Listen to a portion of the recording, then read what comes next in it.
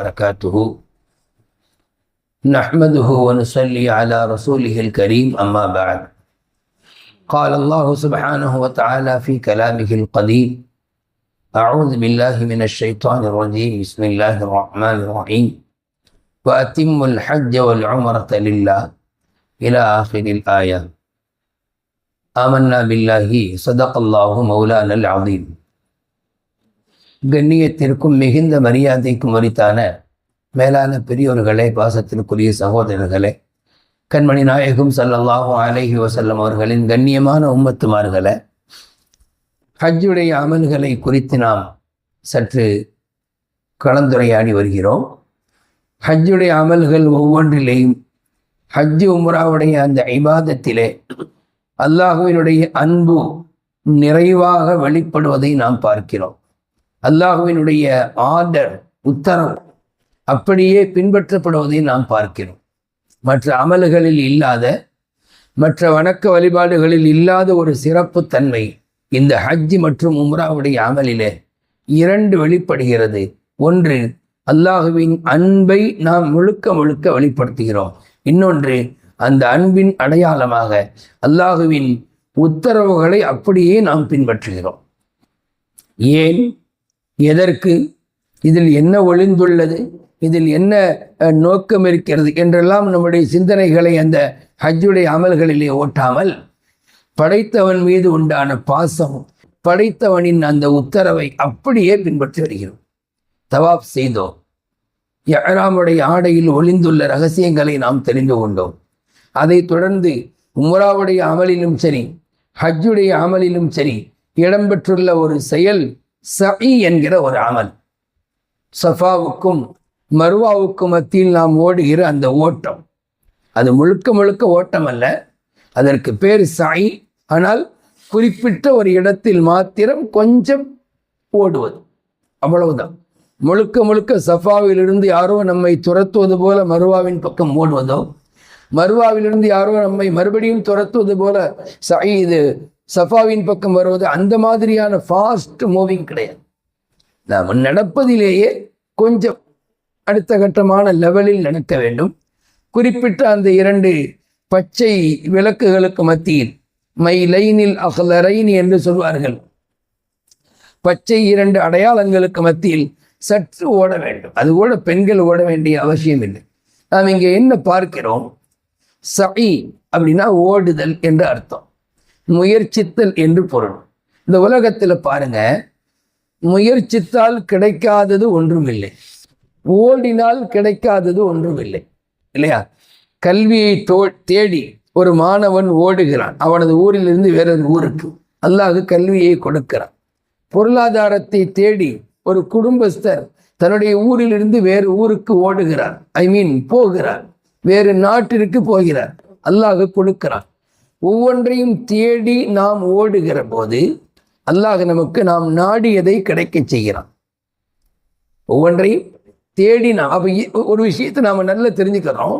என்னதான் படைத்தவன் நாம் இருக்கிற இடத்தில் நமக்கு ரிசுக்கினுடைய ஏற்பாடுகளை செய்தாலும், ரிசுக்கை தேடி நாம் போகிற போது அல்லாஹ் தருகின்ற பரக்கத்து வேறு, அல்லாஹ் இடத்தில் நமக்கு கிடைக்கிற ஒரு அபிவிருத்திகள் என்பது வேறு.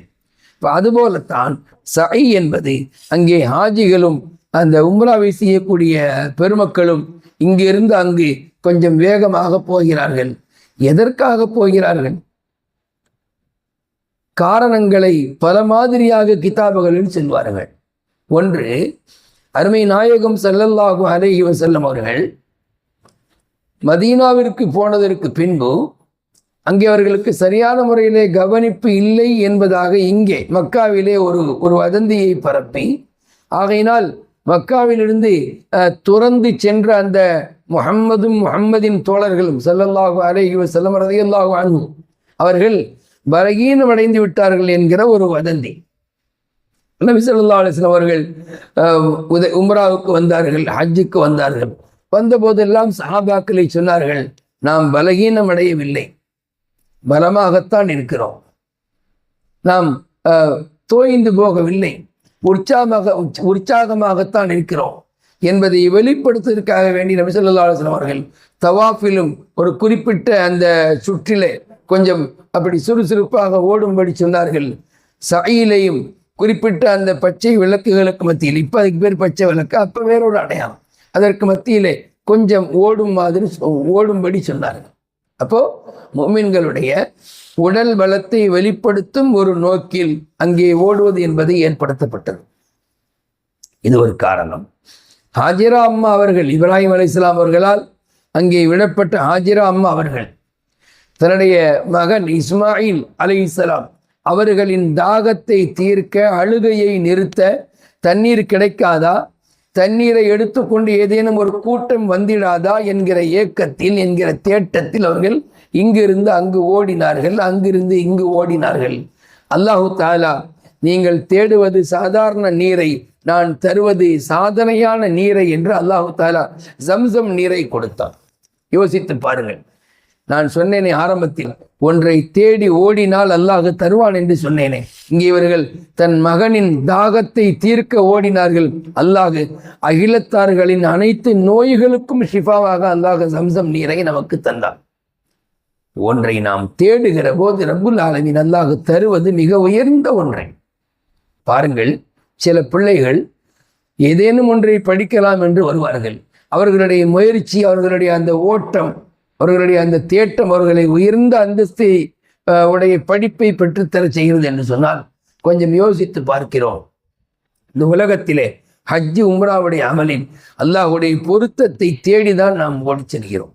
இங்கிருந்து அங்கு நாம் செல்வது தண்ணீரை தேடி அல்ல, பரக்கத்தாக தண்ணீர் அங்கே இருக்கிறது. இங்கிருந்து அங்கே நாம் ஓடுவதும், அங்கிருந்து இங்கே நாம் வருவதும், இடையில் கொஞ்சம் தூரம் ஓடுவதும் எதற்காக என்று சொன்னால் அல்லாஹுடைய பொருத்தத்தை பெற்றிடணும், அல்லாஹுடைய அன்பை பெற்றிடணுங்கிறதுக்காக வேண்டி ஓடுகிறோம். அந்த அமலுக்கு அல்லாஹு தாலா அந்த கூலியை தருகிறான். ஒவ்வொரு முறையும் நாம் செல்லுகிற அந்த அந்த தொங்கோட்டம், அதற்கு பேர் தொங்கோட்டம். ஆகா, அதற்காக வேண்டி அங்கே முழுமையாக நாம் ஓடுவதெல்லாம் இல்லை, ஆனாலும் ஓட்டம் என்பது அதிலே இருக்கிறது.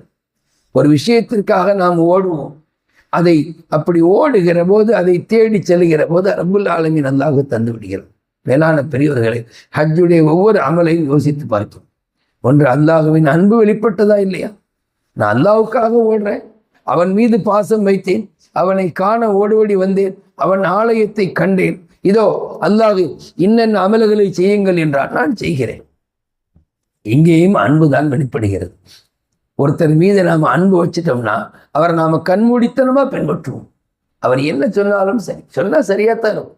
அவர் கட்சி ஆரம்பிச்சு என்னத்தையாவது வளர்ந்தாலும் சரி, அது பாயாசம்னு சொன்னா என்ன, அல்லது பாசிசம்னு சொன்னா என்ன, அவர் மீது உள்ள பிரியத்துல சரியாத்தான் என் தலைவன் பேசுறான் அப்படின்னு நம்ம எதை வச்சு சொல்றோம்? ஒரு கண்மூடித்தனமான பிரியம். அந்த கண்மூடித்தனமான பிரியத்தை படைத்தவர்களை தவிர்த்து விட்டு, படைக்கப்பட்டவர்களை தவிர்த்து விட்டு படைத்தவன் மீது, அல்லாஹ்வின் மீது வைக்கிற போது சுபஹான் அல்லாஹ், அங்கே கிடைக்கக்கூடிய சவாபுகளை தனி, அங்கே கிடைக்கக்கூடிய அருள்களை தனி. பாருங்கள், அங்கே அல்லாஹ்வின் அன்பை வெளிப்படுத்தி நாம் சென்றோம். அதே போல சஹீலிருந்து தொடங்கிய ஒவ்வொரு அமல்களும் பாருங்கள், அல்லாஹ்வின் உத்தரவு, நான் அதை பின்பற்றுவேன். இங்கே இருக்கும்போது தொழுகை, நோன்பு போன்ற அமல்கள் அதுவும் அல்லாஹ்வுடைய உத்தரவு தான் இல்லையா? அதை நாம் சில சமயத்தில் பின்பற்றுகிறோம், சில சமயத்தில் வந்து அசட்டையாக விட்டு விடுகிறோம். ஆனால் அங்கே போனதும் பாருங்களேன், எல்லோருமே அங்கே இருக்கக்கூடிய அமல்களை மிகுந்த ஆர்வத்தோடு செய்வார்கள், மிகுந்த உற்சாகத்தோடு செய்வார்கள். காரணம் என்ன? ஒன்று, அல்லாஹ்வின் மீதுள்ள அன்பு. நான் 2 நாட்களுக்கு முன்பு சொன்னது போலவே, ஹஜ்ஜி என்பது ஒரு ஆஷிகானா இபாதத், ஒரு காதல் மயமான ஒரு வணக்க வழிபாடு. அதில் வேற எதுவும் இல்லை. படைத்தவன் மீதுள்ள பிரியம், படைத்தவனுடைய அந்த இல்லத்தை தேடி நாம் வந்து விட்டோம். இங்கே நாம் கொஞ்சம் முயற்சி எடுத்து எல்லா விதமான அமல்களையும் செய்வோம். மக்காவிலே, ஹரம் ஷரீஃபிலே பைத்துல்லாஹ்விலே தொழுவது என்பதை மற்ற பள்ளிகளில் தொழுவதை காட்டிலும் 1,00,000 தொழுகையினுடைய சவாபுக்கு சமமானது. 1,00,000 தொழுகை நமக்கு கிடைக்கிறது. ஒரு சுபுகு தொழுதால் 1,00,000 சுபுகையினுடைய சவாபு. அதற்காக அங்கேயே தங்கிவிட முடியுமா? அங்கேயே இருந்திட முடியுமா? ஹஜ்ஜிக்கு போனவர்கள் இல்லை. ஒரு குறிப்பிட்ட நாளில் அங்கிருந்து புறப்பட்டு மினாவுக்கு செல்ல வேண்டும். ஒரு குறிப்பிட்ட நாளில் மினாவிலிருந்து புறப்பட்டு அரஃபாவில் இருக்க வேண்டும். அரஃபாவில் நாம் நினைப்பது போல கட்டிடங்களோ ஒரு பெரிய முகடுகளோ இல்லை. முழுக்க முழுக்க பெரிய மைதானம். அரஃபாவிலே புறப்பட்டு முஸ்தலிஃபாவுக்கு வர வேண்டும். முஸ்தலிஃபாவிலிருந்து மறுபடியும் மினாவுக்கு வர வேண்டும். இனி மக்காவுக்கு வர்றது கொஞ்சம் நேரம் கழித்து தான், கொஞ்ச நாட்கள் கழித்து தான். 8, 9, 10 என்று 2-2.5 நாட்களுக்கு பிறகுதான். ஏன், அதை அடுத்துதான் நாம் மக்காவுக்கு வரக்கூடிய சூழல் ஏற்படும். அதற்காக ஹாஜிகள் எனக்கு 1,00,000 தொழுகையினுடைய நன்மை போகுதே என்று இங்கே இருந்திட முடியுமா? மினாவிலே இல்லாமல் இங்கே இருந்திட முடியுமா? அரஃபா மைதானத்தில் இல்லாமல் இங்கே தங்கிட முடியுமா? முஸ்தலிஃபாவில் இரவு கழிக்காமல் மக்காவில் இரவு கழித்திட முடியுமா? மினாவில் எரியக்கூடிய ஷைத்தானின் மீது எரியக்கூடிய கற்களை மக்காவில் இருந்திட முடியுமா? முடியாது. அந்தந்த அமல்கள் அங்கங்கே செய்ய வேண்டும் என்று சொன்னால் அங்கே நாம் பார்ப்பதை படைத்தவனுடைய அந்த அன்பையும் அவனுடைய அந்த உத்தரவையும் பார்க்கணும். நீங்கள் யோசித்து பார்க்க வேண்டும். அல்லாஹ் நமக்கு அந்த அமல்கள் ஒவ்வொன்றையும் எந்தெந்த அடிப்படையில் ஆக்கியுள்ளார். அதாவது சிலது நம்முடைய அறிவுக்கு புலப்படத்தான் செய்யும், இல்லை என்று நாம் மறுப்பதற்கல்ல. இஸ்லாம் அறிவார்ந்த மார்க்கமும் கூட சில சமயமாவது அந்த அறிவை தாண்டி அல்லாஹ் சொன்னான் என்பதை நாம் சிந்திக்க வேண்டாமா? இல்லை, அதுவும் ஒரு அறிவு தானே. ஆன்மீகமும் ஒரு அறிவு தான். அல்லாஹ் சொல்லிட்டா நான் செய்கிறேன், இதுவும் ஒரு அறிவார்ந்த செயல் தான். துனியாவில் ஒருத்தர் சொல்லிட்டா இருக்கிறதுக்காக நாம செய்யறது இல்லையா? அவர் மீது உள்ள பிரியத்துல அவர் சொன்னதுல அர்த்தம் இருந்தா என்ன, அர்த்தம் இல்லாவிட்டால் என்ன, அவர் உளறினால்தான் என்ன, அதை நாம வேத வாக்காக எடுத்து 4 பேருக்கு சொல்றது இல்லையா? அதுபோலதான் ரப்புல் ஆலமீன் அல்லாஹு தஆலா இவர்கள் எல்லாம் விட எல்லா வகையிலும் உயர்ந்தவன். அவன் சொன்னான், இங்கிருந்து இங்கே இப்படி செய்யுங்கள், இந்த நாட்களில் இங்கே தங்குங்கள். கண்மணி முஹம்மது ரசூலுல்லாஹி ஸல்லல்லாஹு அலைஹி வஸல்லம் ஹஜ்ஜுடைய அமல்களை நமக்கு செய்து காட்டினார்கள், நாம் செய்து கொண்டு வருகிறோம். ஆக நாம் சொல்ல வருவது, ஹஜ்ஜுடைய அமல்கள் ஒவ்வொன்றிலும் அல்லாஹ்வினுடைய அன்பு வெளிப்படுகிறது. அந்த அமலை செய்யும் போது இறை அன்போடு செய்ய வேண்டும். அந்த அமலை செய்யும் போது அல்லாஹ்வின் உத்தரவை பின்பற்றுவதாக நினைத்து செய்ய வேண்டும். அப்படி செய்தால் நமக்கு நன்மைகளும் கிடைக்கும், நாம் தேடி சென்ற நாடி சென்ற இறை பொருத்தமும் கிடைக்கும். படைத்த ரப்புல் ஆலமீன் அல்லாஹு தஆலா ஹஜ்ஜுடைய அந்த அமல்களையும் உம்ராவுடைய அமல்களையும் அவனுடைய பொருத்தத்தை தேடி பொருத்தத்தை நாடி செய்யக்கூடிய நன்மக்களாக ஆக்கியர்கள் புரிவாராக. இவரிடம் ஹஜ்ஜுக்கு செல்லக்கூடிய ஹாஜிகளின் ஹஜ்ஜை ரப்புல் ஆலமீன் அல்லாஹ் ஏற்றுக்கொள்ளப்பட்ட ஹஜ்ஜாக ஆக்கியர்கள் புரிவாராக. ஆமீன் ஆமீன் யா ரப்பல் ஆலமீன். அஸ்ஸலாமு அலைக்கும் வரஹ்மத்துல்லாஹி வபரகாத்துஹு.